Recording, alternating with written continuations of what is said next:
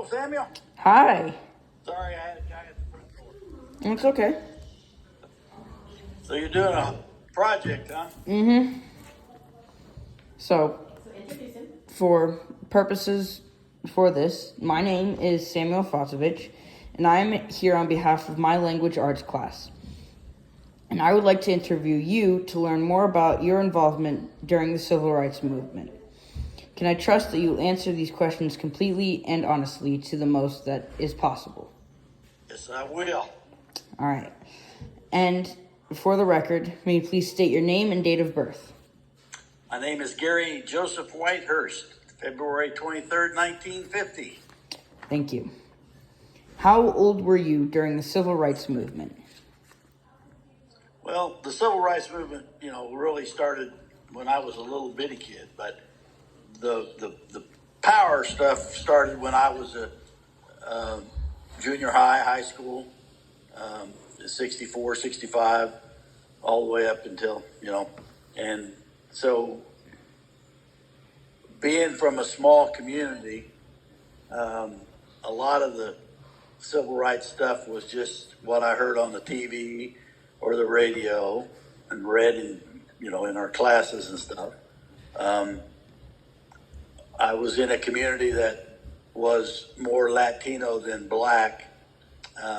So I did see some discrimination from some people.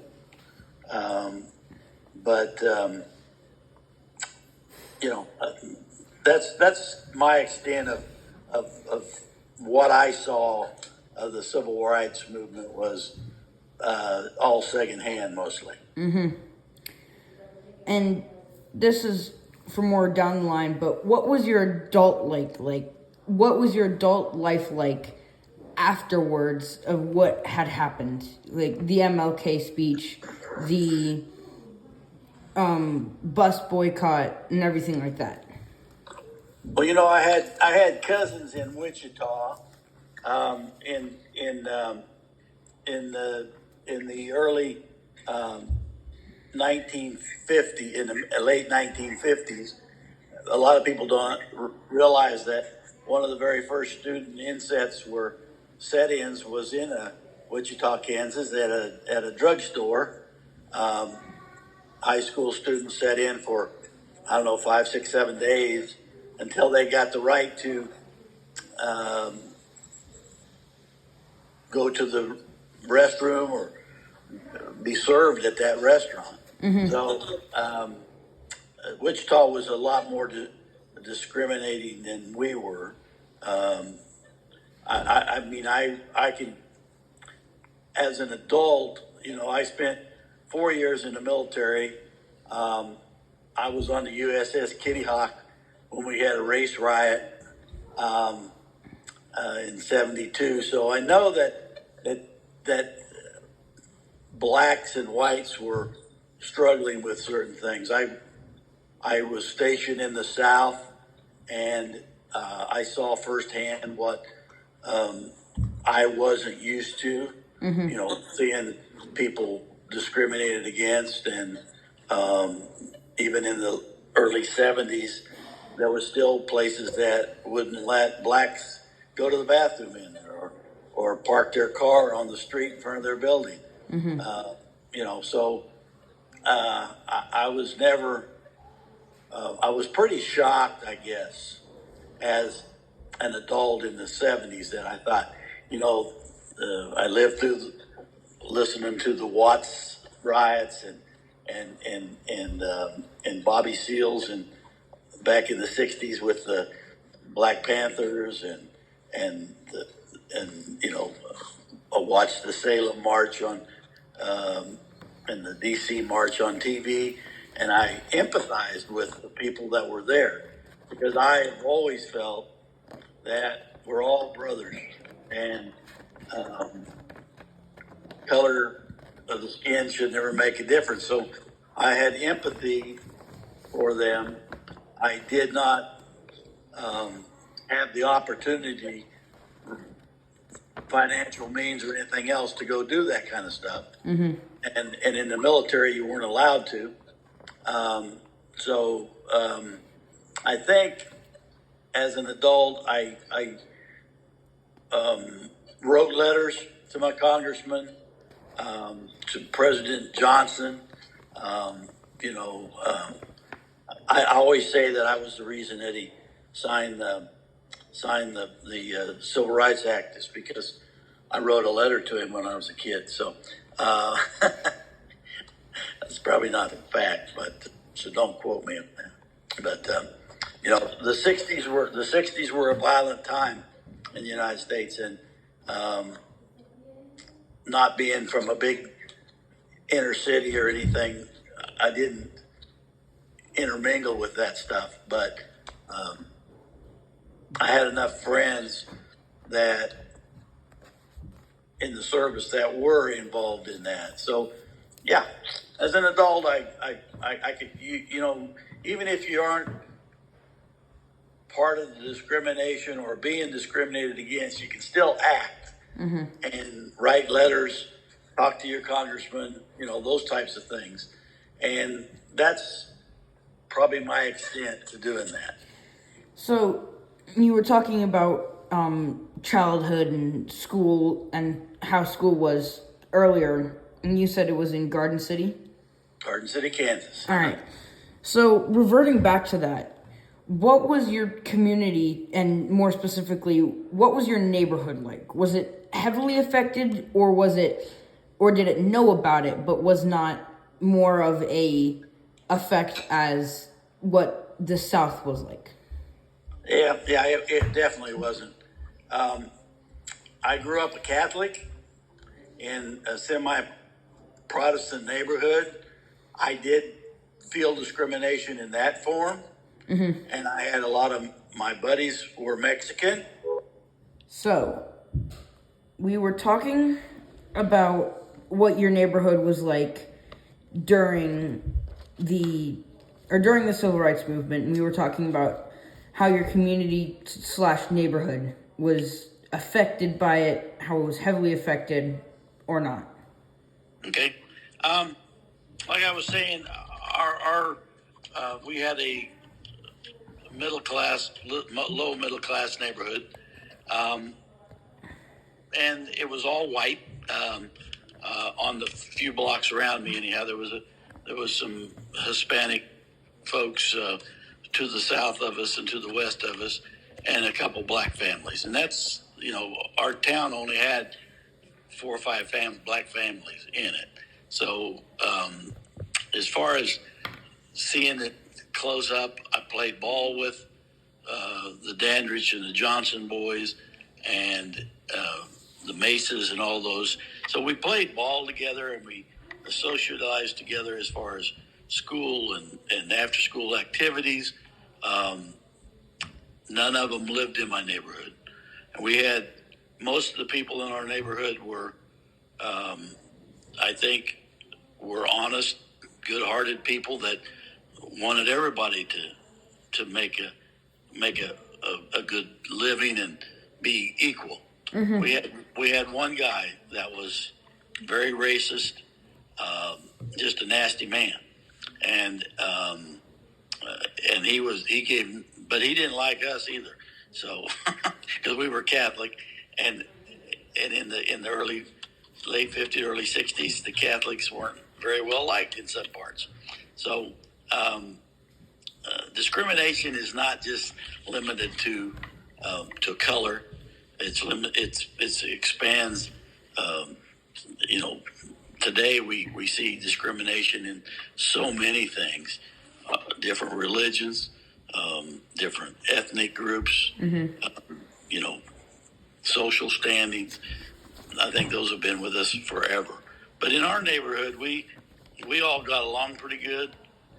As I grew up, of course, and got into playing baseball and football and running track and stuff, I became more familiar with those guys that were out there that meet all these these things.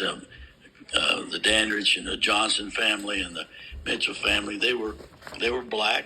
I played ball with all of them. I enjoyed them. I went to homecoming double dated the homecoming with one of them. So, there's not I can't remember a incident where I was involved in a racial discrimination thing with another kid, but I know there was some, especially with the Hispanics, because of they're basically a hatred for Mexicans in some groups there. So all the time growing up, I think I was lucky. I had parents that believed you had the right to be here. You had the right to make a good living, have a good family, go to church, do whatever you needed to do. And I think most of my neighbors were the same way. So, my next question is, did you experience segregation or racism or discrimination? In which you did answer that. But was it to a certain extent, or was it constant? Oh, it was not constant because not everybody felt that. But, I lived when President Kennedy was running for Congress or for presidency. That was a nasty time if you were a Catholic, because you wanted Kennedy to win because he was Catholic. Mm-hmm. And my neighborhood thought he was trash because he was a Catholic. So, it just that kind of discrimination is completely different than not being able to walk into a restaurant and sit down at a table, go to the bathroom, drink water from a fountain. And that was just Wichita's a 3-hour drive east from us. And like I said earlier, that Wichita is a very discriminating town and very integrated. Mm-hmm.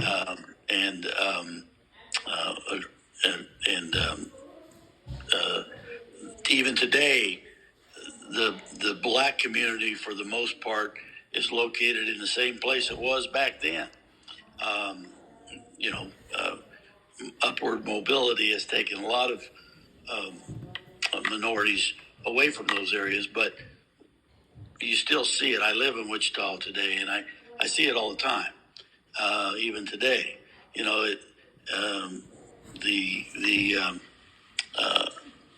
The first amendments, the 13th Amendment, in 100 years before 1965, gave the abolished slavery. The 14th let everybody vote and have equal rights. Yet it took 100 years to pass a bill to do it, and then we're still fighting it today. Mm-hmm. And so it's going to take a lot of people in your group. I think we came a long way in my age group, the people that grew up in the 60s and 70s. I think we came a long way in eliminating discrimination, but we didn't eliminate it, as everybody knows. And so I think in order for us to get rid of these evil thoughts that people have about other people, is that we have to get back to the basics. And your generation has that ability because you've got so many more tools than we did. We didn't have, we had party line telephones. And we didn't have cell phones. We didn't have internet. Most of us didn't even have TVs. But the generation today, I think, has the opportunity to make equal rights a reality. Mm-hmm. So, what was your family dynamic like? Was it more based in Catholic roots or more based in society's roots, I guess? I think everybody wants to be part of society, but we were raised by great parents, and we had, I think, anybody that knows our family knows that everybody kind of turned out okay. and even third and fourth generations after us have done a pretty good job of being good people. So I think for the most part, we were um, we were given the opportunity to make decisions on our own, be our own people. My dad always believed if you had something on your mind, you said it, and if it was not agreeable by the rest of them, that was too bad. You told your stop, then they would give you their opinion. So, yeah, I think we had a good upbringing, and we were raised with a good Christian background.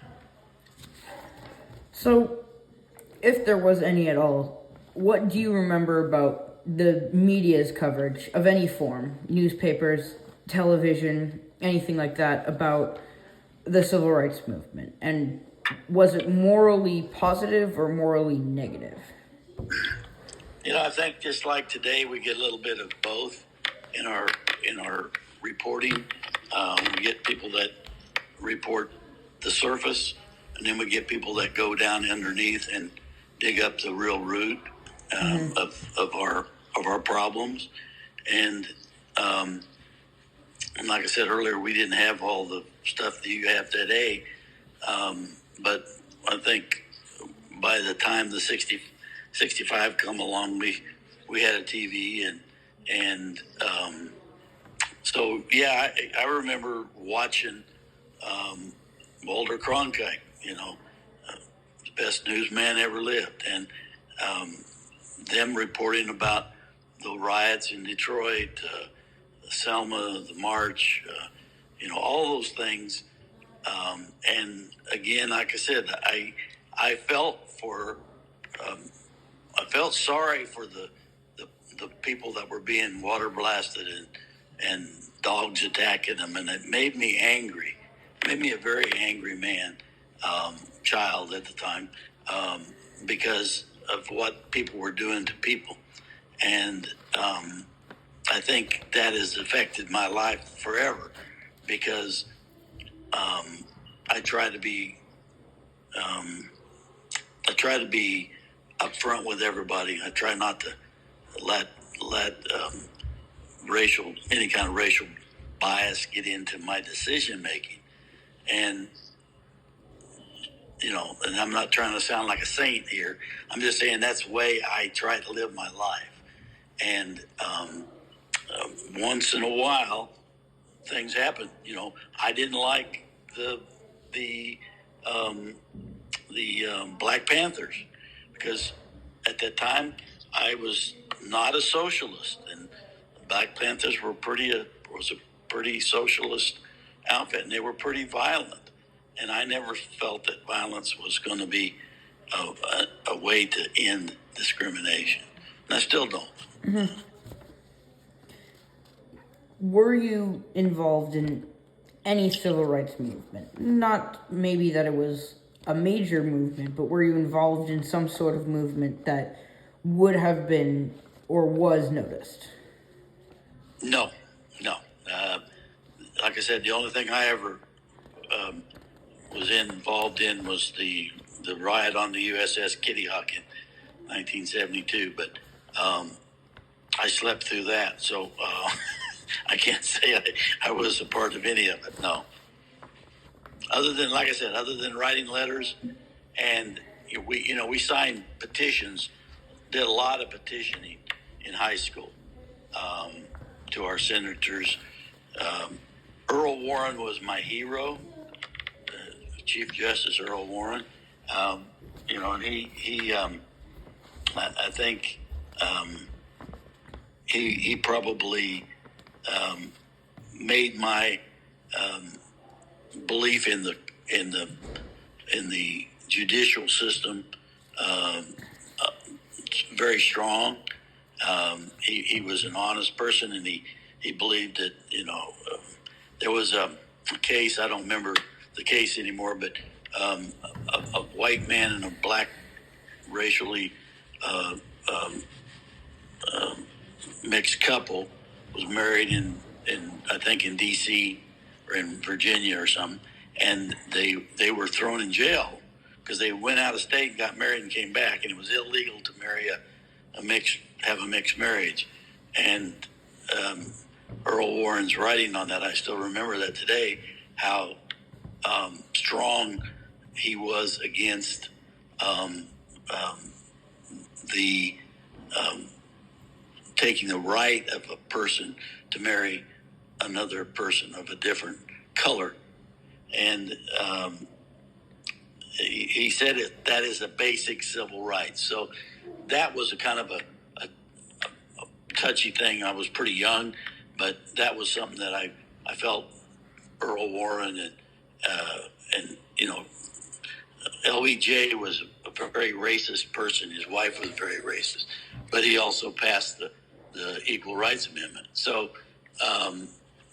even though he didn't particularly share the interest of it, he knew it was best for the country. So, we have to do what we feel is right, but we also have to look at what's right for the majority of the people too. Mm-hmm. So, you probably were young at this time, but did you attend Dr. King's speech? Nope, but we listened to it. Matter of fact, we did a classroom thing on it. We analyzed it and did all kinds of stuff with it on several of his speeches, not just the "I Have a Dream" and all those, but he had so many strong sermons, because a lot of them were sermons on his pulpit in his church, and he was such a dynamic human being. You couldn't help but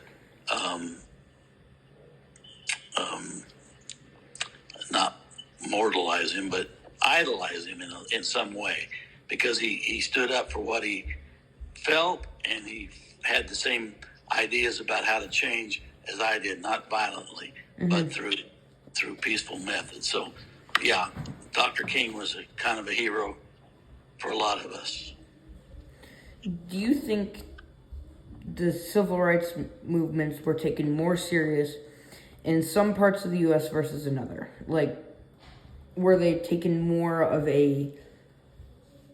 either a threat or as a relief, I guess, in some parts rather than in places like Kansas where you grew up?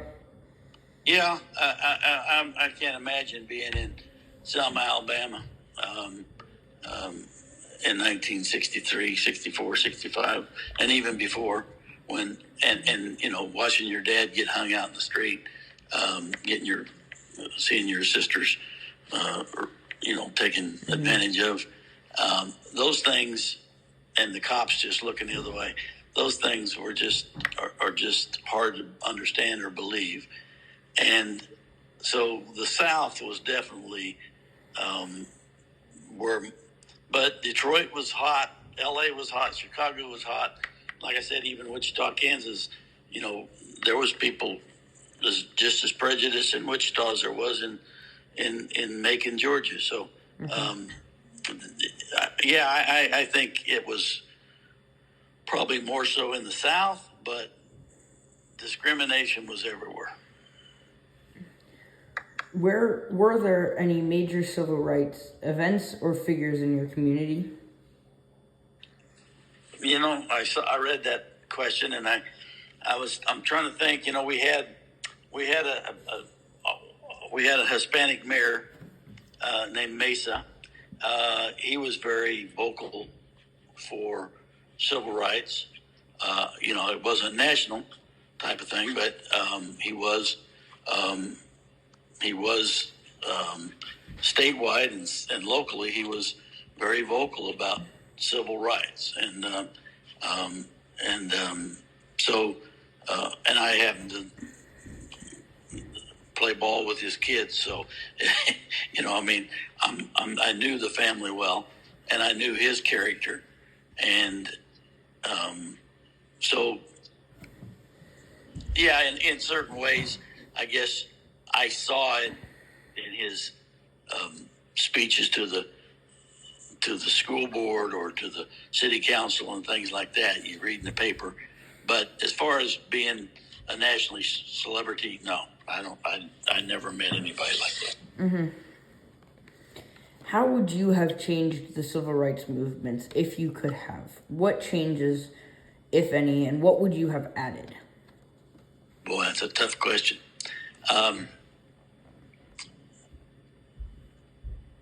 I think I would have went after. I would have went after more of the majority in the North, and that March on Selma there was a lot of white people in that and a lot of Hispanic people in that group too, but not as many as it could have been. And I think the ones that did go were mostly clergy and religious people and a few political figures, but not very many. It should have been thousands of white citizens and hundreds of white politicians should have been there. Mm-hmm. And that would be the only thing I could see that would have changed anything. And do you think the former civil rights leaders would be pleased with society today? I'm sorry, what was that? Do you think that the former civil rights leaders would be pleased with our society today? They would be, I wouldn't call it pleased. I think they would see the advantages that blacks and Hispanics have today that they didn't have back then. But anybody that has a lick of decency in there, in my opinion, would see that we've got a long way to go before everybody is equal. Even though there's so many opportunities for minorities today that weren't there 50 years ago or 70 years ago now. But I think we still need to get that moral fiber in people to change. Until that happens, and maybe until all of us old guys are dead, and the young people realize that their folks were crazy, talking about things like they were talking, then maybe it won't be. But a kid at your age, if you were in a family that was very prejudiced, you would hear that all day long. Mm-hmm. You would hear that side of that all the time. And so the chances of you being not prejudiced are pretty slim. So what I'm saying is your generation has the opportunity to get rid of that bias. Mm-hmm. And is there anything else that you would like to complete? Is there anything else that you would like to add to this to complete our interview? Just good luck on getting it done. I'm proud of you for doing this. You're a good kid, and I'm proud of you for doing this. I hope I answered questions that made sense. And but I'm a believer in prayer, and I'm a believer in doing things to change. Mm-hmm. So if you see something that needs to be changed, go change it. Don't do like me. Say, I don't have any money, I can't make it. Go do it. All right. Thank you for taking the time out of your day to help me out with this. Well, you're welcome. Thank you, sir. I think you ought to get an A, by the way. Bye. See you later.